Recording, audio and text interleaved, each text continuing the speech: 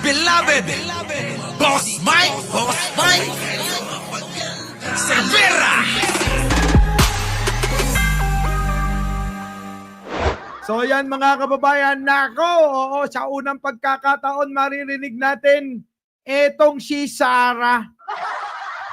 Oo mga kababayan, biruin ninyo, si Sarah bigla-bigla nagbigay ng pahayag niya. Nangatwiran na sa confidential phone. Putik na yan, ngayon lang maririnig to mga kababayan. Si Sarah, ngayon lang nakaisip ng alibay niya. Oh, pasok! Duterte nagpaliwanag na sa kontrobersyal na paggamit sa confidential funds. Balitang umabante mula kay DK Zarate. Naglabas ng maikling pahayag si Vice President Sara Duterte kaugnay sa confidential fund ng kanilang tanggapan. Oh, pansinin nyo kung ano kakaiba rito. Duterte nagpaliwanag na sa kontrobersyal na paggamit sa confidential funds. Oh, eto pa si Takero. Hoy, Takero. Andiyan si Ballpoint Man. Andiyan si Direk. Oo, Pasko na. Oh, alam nyo na. Pasko na. Bigay nyo Gcash nyo. Oh, send nyo sa akin. Friend naman tayo sa FB eh. Dali na, bibigyan ko kayo regalo. Si Sara Duterte sa unang pagkakataon nagsalita na. Pasok, ano na? Oo, nagano na, meron na siyang alibay mga kababayan. Ang alibay niya ngayon, eto. Eto na, ano. Sige, tuloy. Alibay. VP Sara Duterte nagpaliwanag na sa kontrobersyal na paggamit sa confidential funds. Balitang umabante mula kay DK Zarate. Yan na. Ano, salita, anong dahilan? Naglabas ng maikling pahayag si Vice President Sara Duterte kaugnay sa confidential fund ng kanilang tanggapan. Sa mensaheng ipinost sa official Facebook page ng Office of the Vice President, iginit nito na target ng kanilang confidential funds ay mabawasan ng kahirapan. Ginagamit din aniya ang pondo sa kanilang Kita nyo pakinggan nyo maigi. Huwag muna kayong tumutok sa Gcash, joke ko lang yun. Oh, wait lang. Oo, mag-like muna kayo. Di kayo nagla-like eh. Oh. Pakinggan ninyo yung dahilan kung saan daw ginagamit ngayon ang confidential fund. Putik na yan mga kababayan, nakaisip ng palusot. Pero lulusot ba ang tanong? Lulusot ba sa inyo yung dahilan nito? Putik na yan. Ito na. Wait. Pakinggan nyo kanilang tanggapan. Sa mensaheng ipinost sa official Wait.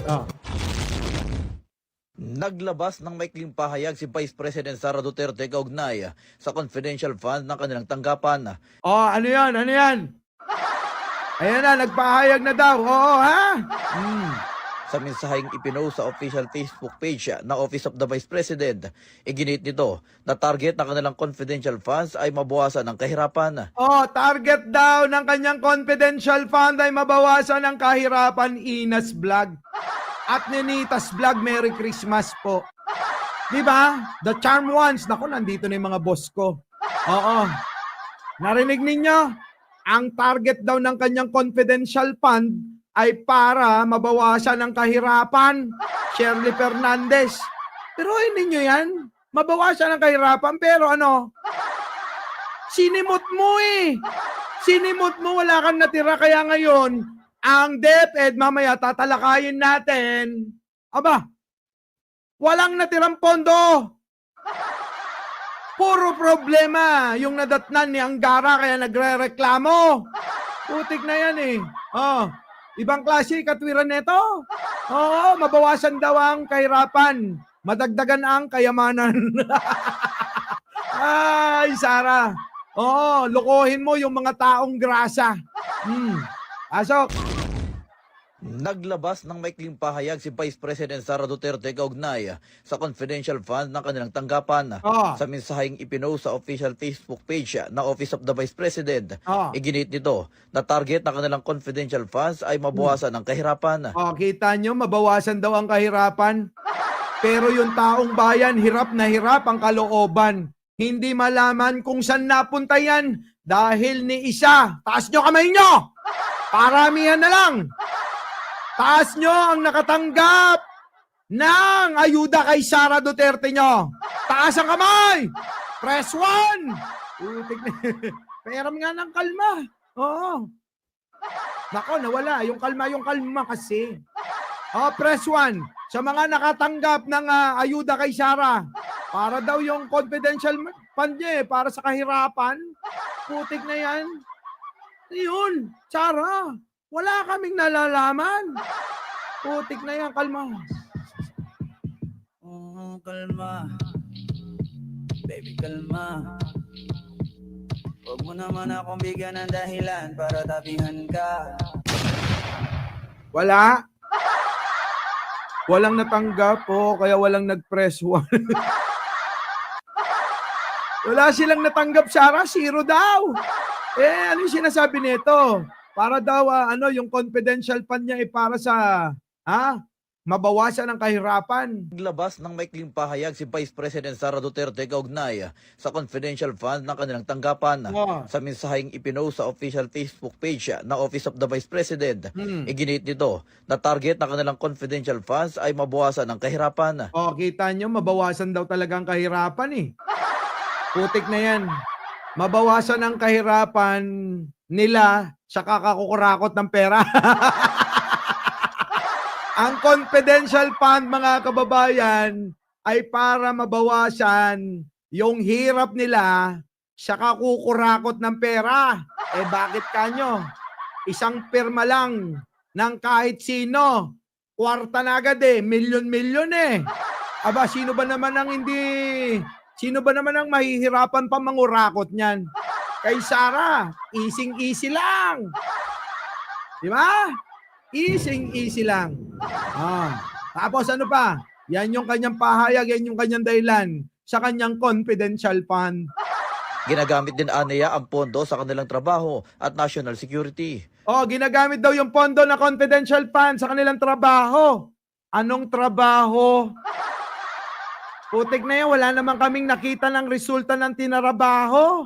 Okay lang sana, mga kababayan, kung yung sinasabing trabaho ay may resulta para sa mga Pilipino. Pero ilang taon nang nakaupo, mga kababayan, hanggang sa ngayon, wala pa rin tayong makita kahit anino. Di ba? Kahit anino, wala Paliwanag dito, mayroong koneksyon ang kahirapan at national security. Naknaputan na kapag connecta pa yon. Putik na yun, napag-connecta niya. Yung kahirapan at national security. Ibang klase mag-isip si Sarah ng alibay Biruin nyo, national security, kahirapan, kinonekta. Magaling kang bata ka. Iba. Kakampaling kita ng burat. Oh, kalma. Baby, kalma. Huwag mo naman akong bigyan ng dahilan para tapihan ka. Kita nyo? Sige, tuloy. Sabi rito, magkano daw binabayad sa akin ni Trillanes? Bakit di mo itanong sa kanya? Napakaswerte ko naman. Nababayaran naman ako ni Trillanes noon. Si Pangulong Marcos. Tapos napunta kanino daw. Tapos naman ngayon kay Trillanes. Di ba pwedeng crush ko lang siya? Ayun naman, puro kayo. Mamaya, eto, wag kayo magturo ng kung sino bayaran dito. Meron akong ebidensya. Ganon, tuloy. Dahil dito, naglaan sila ng pondo para sa kanilang mga proyekto upang makamit anaya ang peace and order sa bansa. Ako si DK Sara. Peace and order daw. Peace and order daw yung kanyang hangad. Pero mga kababayan, puro away ang ginagawa niyan. Mula sa kanyang tatay, kapatid, at sa kanya mismo. Away dito, away doon.